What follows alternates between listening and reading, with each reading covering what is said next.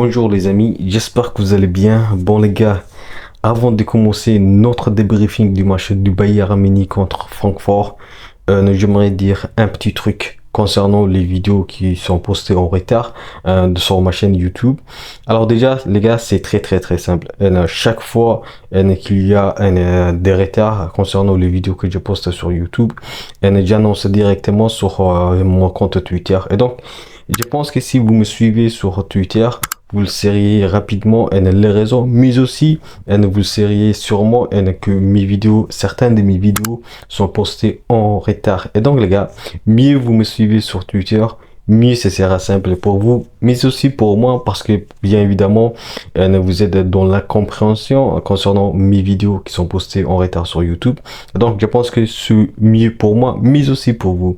Et donc, si vous êtes chaud, je vous invite à me suivre sur Twitter. Et je vous dis, on passe notre débriefing du match du Bayern Munich. Un match, les gars, très intéressant. On aimerait vraiment voir un Bayern Munich comme tel. Un Bayern Munich autoritaire. On a vu un Bayern Munich sans pitié face au Francfort. Et donc, les gars, on a vu un Bayern Munich qu'on aime voir. Un Bayern Munich qui a proposé un jeu magnifique. Un Bayern Munich qui nous a proposé un bon football. Et donc, les gars, on va commencer comme d'habitude par notre composition avec bien évidemment le forfait d'Upamecano, le forfait des Stanisic et donc qui était titulaire Eric Dier, Kim et bien évidemment Ito et Leimer évidemment.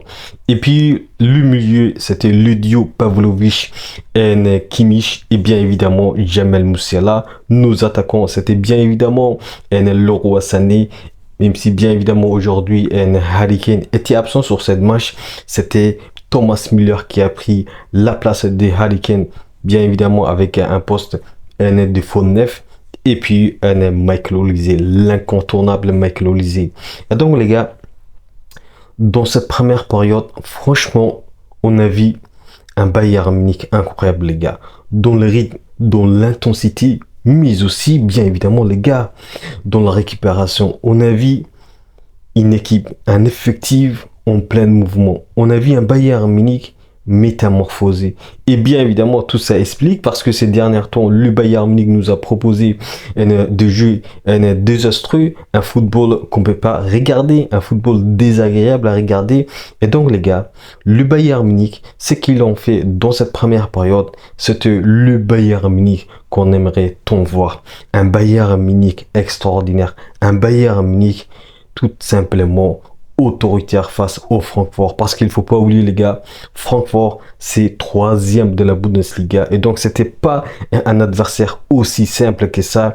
Et le fait que le Bayern Munich a totalement atomisé, ça prouve que le Bayern Munich est capable de faire n'importe quoi et surtout peut proposer un football incroyable, imposer à l'adversaire une intensité qui peut souffrir. Et donc on a vu dans cette première période un Francfort qui souffrait, même si bien évidemment c'est clair que Francfort a bien défendu dans cette première période, même si bien évidemment Francfort a bien canalisé, a bien défendu, et surtout on a vu un Francfort qui a essayé quelques tentatives en attaque.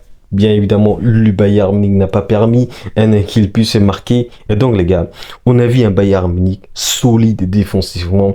On a vu un Bayern Munich très offensif. Et bien évidemment, on va en parler, le match de Leroy Sané. Les gars, Leroy Sané, bien évidemment, je critique souvent. Et il y a des raisons très simples que je vous ai expliquées dans mes précédentes vidéos. Mais là, les gars, on a vu un Leroy Sané incroyable, un Leroy Sané, et même si bien évidemment dans la finition il doit progresser, mais pour le reste les gars, en termes d'intensité, en termes de rythme, en termes de repli défensif et d'efforts défensifs, on a vu franchement les gars un Leroy Sané incroyable. Et je pense que les gars, par rapport aux autres attaquants comme Serge Gnabry, même si on va en parler plus tard parce qu'il a marqué, et bien évidemment le match des qui le commande, je pense que celui qui s'en sort le mieux pour le moment, c'est pour moi Leroy Sané. Leroy Sané, la performance qu'il a fait contre Francfort dans cette première période, on peut le saluer, on peut dire chapeau, franchement chapeau, mais pour moi, il doit progresser dans la finition. Il doit progresser dans la finition parce qu'il y a plusieurs années qu'on dit que Leroy Sané doit progresser dans sa finition. Et donc pour moi, Leroy Sané, franchement, il a fait un bon match. Il a fait un bon match parce que c'est lui qui a fait la passe décisive à Michael Olise. Et Michael Olise, les gars, aujourd'hui, on a vu hier, bien évidemment, même si j'ai tourné la vidéo le lendemain, on a vu hier soir un Bayern Munich et surtout un Michael Olise et un Jamal Musiala ultra offensif, ultra créatif. Et donc les gars, lorsque ces deux joueurs sont ultra créatifs, le Bayern Munich se porte merveilleusement bien. Et on a vu sur les terrains, c'est que le Bayern Munich a proposé en termes de créativité, en termes de rythme, en termes d'intensité, mais aussi en termes, bien évidemment, la force du Bayern Munich, ce qui fait la force du Bayern Munich, ce qui est bien évidemment la possession du ballon.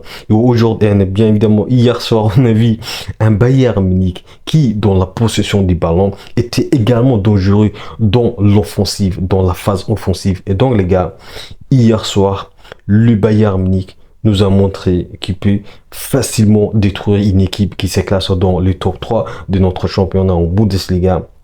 Et donc les gars, franchement bravo à notre club. Et donc les gars, dans cette première période, Jamal Musiala, on va en parler les gars. Jamal Musiala, même s'il a marqué en deuxième période, mais on va revenir tout ça dans la deuxième période. Et les gars, Jamal Musiala, dans cette première période, franchement les gars, même si le joueur n'est pas à 100% de sa capacité, mais là, le fait qu'il fait cette performance incroyable, ça prouve la qualité du joueur, mais aussi l'intelligence de Jamal Musiala. Et donc les gars, franchement, dans cette première période, on peut être heureux de nos joueurs, de la performance de nos joueurs, parce qu'ils nous ont proposé un jeu magnifique. Et donc les gars, en termes de défensive, on a vu un Bayern Munich qui a répondu présent, que ce soit Leroy Sané, que ce soit Michael Olise, que ce soit Jamal Musiala, et on va en parler la première période de Thomas Müller. Les gars, Thomas Müller, je ne sais pas si vous avez vu cette image dont Jamal Musiala, dont Michael Olise, dont Eric Dier. Écoutez le conseil de Thomas Müller.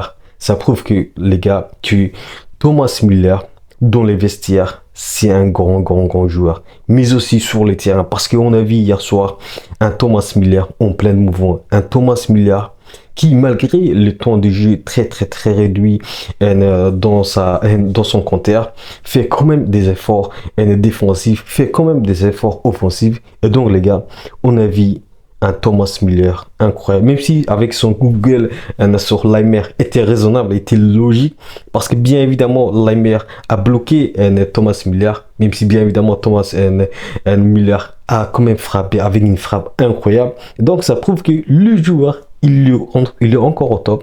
Et donc franchement les gars, dans cette première période c'était incroyable, et on va en parler les gars.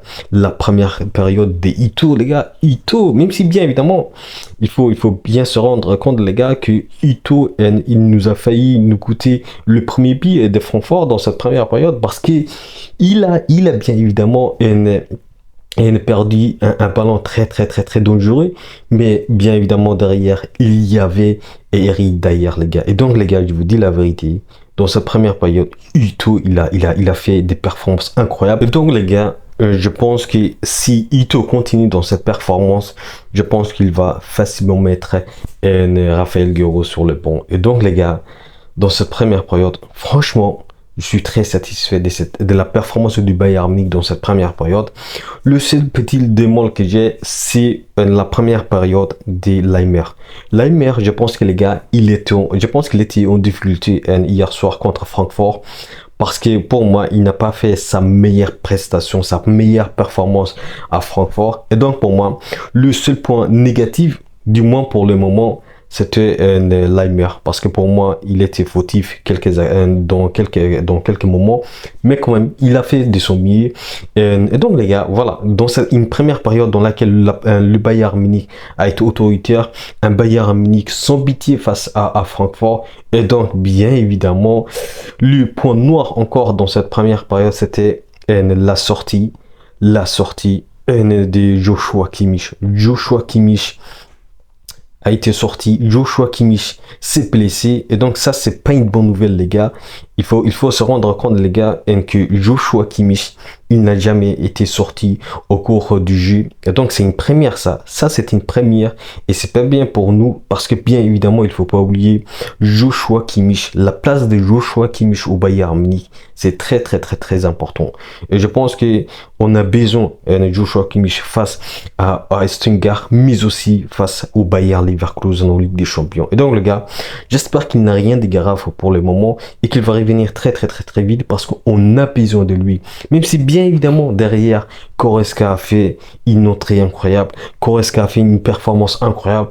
Et là, les gars, Goretzka qui était sur le départ, Goretzka qui était sur le pont de touche est quand même devenu un joueur clé du Bayern Munich, un joueur incontournable, voire même plus que Palhinha. Parce que Palhinha, les gars, s'il reste encore sur le banc, il y a une forte chance qu'il parte du Bayern Munich, qu'il quitte du Bayern Munich, parce que pour moi, Goretzka prend de plus en plus de places et je pense que c'est mérité. C'est mérité pour moi parce que Goretzka a fait bien évidemment un match, une entrée incroyable. Et donc, bien évidemment, dans cette première période, avec l'entrée de Goretzka et bien évidemment le but de Michael Olise. Michael Olise, très très très très fort, ultra créative à l'image de Jamal Musiala. Et donc, franchement, les gars, on a vu une première période du Bayern Munich très intéressant avec un Leroy Sané qui prenait beaucoup de la profondeur, mais quand même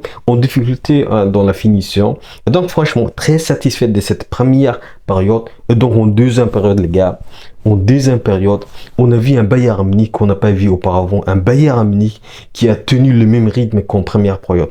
Un Bayern Munich toujours offensif, un Bayern Munich toujours solide défensivement avec un Kim et un Eric Dier. Les gars, on va en parler un petit peu d'Eric Dier parce qu'on ne parlait pas souvent d'Eric Dier parce que pour moi, jusqu'à maintenant, c'est le seul défenseur, bien évidemment, avec Upamecano qui fait une entrée incroyable, qui fait à chaque match des performances correctes et incroyables. Et donc, les gars, Eric Dier, encore une fois, il a prouvé qu'il avait sa place au Bayern Munich, même s'il n'a pas du temps de jeu suffisant. Mais pour moi, je pense que c'est incroyable de remarquer ça, en ayant moins du temps de jeu, mais quand même, lorsqu'il obtient du temps de jeu, il est incroyable en termes de performance, mais aussi en termes de qualité défensive, parce que ce qu'il nous a montré encore hier soir face à Francfort, c'était un Eric Dier très incroyable, un Eric Dier très très très solide. Et donc franchement les gars, Eric Dier, bravo, bravo dans cette match incroyable contre Francfort, parce que pour moi, c'était un match correct de la part d'Eric Dier. Et donc les gars, dans cette deuxième période, on a vu un Bayern Munich, franchement, que je peux estimer qu'ils peuvent faire encore plus, parce qu'il y a bien évidemment des progrès à faire, mais pour moi, ça reste un point positif parce que le Bayern Munich, comme je vous dis la dernière fois les gars, si le Bayern Munich est dans sa meilleure forme face au Bayer Leverkusen, il n'y a aucun souci que le Bayern Munich va passer, que le Bayern Munich va se qualifier en quart de finale de la Ligue des Champions. Et donc les gars, ce soir encore on a vu un Bayern Munich très très très en forme, avec quand même un Jamal Musiala qui n'était pas à 100%, mais quand même qui a délivré une performance incroyable. Et donc les gars, franchement bravo. Et donc dans cette deuxième période, le Bayern Munich a quand même continué, les gars, parce que le deuxième but, qui a marqué le deuxième but, c'est Ito qui devient au passage le premier joueur japonais qui a marqué avec le Bayern Munich en Bundesliga. Et donc franchement les gars, Ito pour moi il a fait un bon match et je pense qu'il va se progresser encore et encore, parce qu'il ne faut pas oublier les gars, Ito vient d'une blessure de 8 mois. Il faut lui donner du temps de jeu, mais aussi bien évidemment du temps de récupération, et surtout bien évidemment il faut être tolérant avec lui, avec les erreurs qu'il a fait. Encore hier soir, 2 erreurs très très très dangereuses pour nous, mais quand même, bien évidemment les gars, Ito il a fait un match très incroyable. Ito a fait une première période remarquable, il a fait une deuxième période remarquable avec ce but, avec une sortie ratée de Kevin Trapp. Franchement, les gars, bravo, bravo. On a vu un Bayern Munich métamorphosé, un Bayern Munich qui nous a montré que le Bayern Munich reste toujours le Bayern Munich, que le Bayern Munich est capable de faire un match extraordinaire, dont bien évidemment dans la finition, même si bien évidemment, je vous ai dit, le Roi Sané a besoin encore de progresser sur ce point. Mais en général, je pense que nos joueurs ont fait un bon match. Et donc, dans cette deuxième période, avec Lupi et Ndeito, vient Lupi de Jamal Musiala, les gars. Jamal Musiala, franchement, les gars, en n'étant pas à 100%, mais quand même en faisant des performances incroyables avec une individualité extraordinaire, les gars. Et cette détermination d'aller encore plus offensivement, ça prouve la qualité du joueur, les gars. Il faut pas oublier. Jamal Musiala, les gars, le but qu'il a marqué, c'est toute la qualité, c'est toute l'ampleur du joueur, mais aussi c'est l'importance du joueur au Bayern Munich. Et donc, les gars, franchement, un Jamal Musiala qui marque, c'est toujours un plaisir de voir. Même si, bien évidemment, il a sorti à la fin du match, parce que je sais pas, je pense qu'il a eu quelques blessures. Mais on va voir ce que le diagnostic diront. Mais quand même, on reste optimiste parce qu'il y a des matchs très importants qui nous attendent. Et on compterait voir un Jamal Musiala en forme, un Joshua Kimmich en forme. Et donc, franchement, les gars, bravo, bravo. Une deuxième période remarquable du Bayern Munich.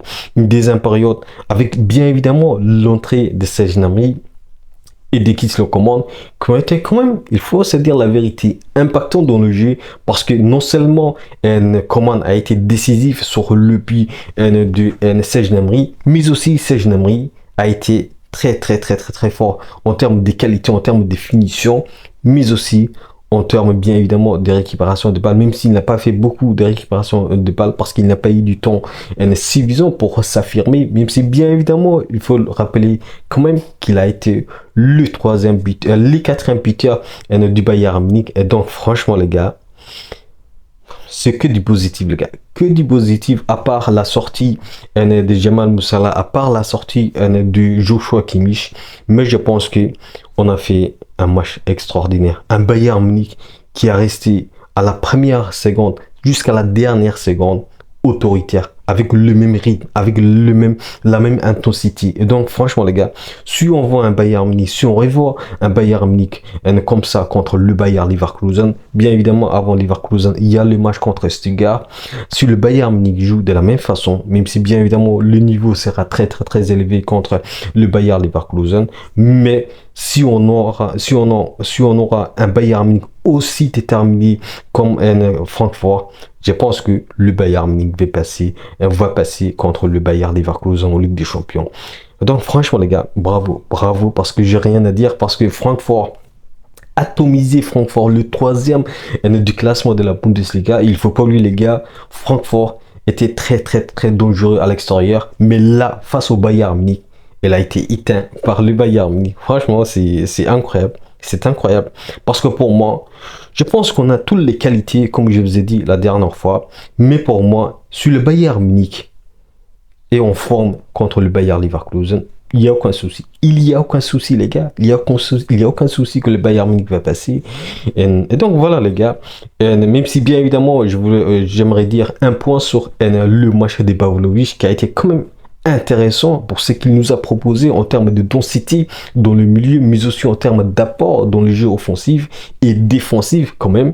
Je pense qu'il a fait un bon match, les gars. Et franchement, je suis très content de notre performance d'hier soir contre Francfort. Et on garde toujours notre 8 points d'avance contre les Bayer Leverkusen. Et donc voilà les gars, je pense que j'ai tout dit. Et bravo quand même à Vincent Kompany qui a fait ce qu'il voulait en termes tactiquement. Mais aussi un Vincent Kompany qui a resté rassurant. Parce que je pense que les gars, même si bien évidemment parfois je suis un peu sévère contre Vincent Kompany, mais je pense que si Vincent Kompany, bien évidemment, le Bayern Munich l'a recruté pour le long terme, je pense que si Vincent Kompany a des joueurs de qualité qu'ils ont en forme, comme hier soir, ce que nous ont montré nos joueurs, je pense que Vincent Kompany, avec ses joueurs, je pense qu'il peut aller plus loin.